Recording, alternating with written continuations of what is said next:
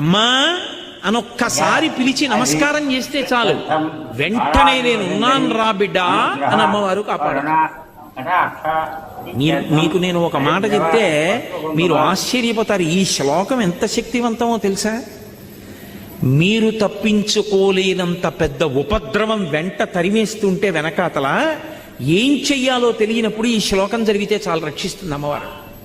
అంత శక్తివంతం.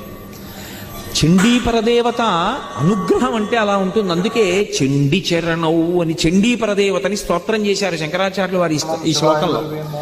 అటువంటి అమ్మవారి పాదాలు పట్టుకుంటే సంస్కారవంతం చేస్తుంది మనస్సు. ఇక్కడ మీరు నన్ను ఒక ప్రశ్న అడగచ్చు, ఏమండి ఒకవేళ అసలు కోర్కెల మీద వ్యామోహం పోక, అసలు వ్యామోహం అనేటటువంటిది పోతే కదండి ధర్మబద్ధం చేసుకుందామన్న కోరిక. ఆయన అలా చెప్తాడు కానండి ఏడాదికి ఒకసారి వచ్చి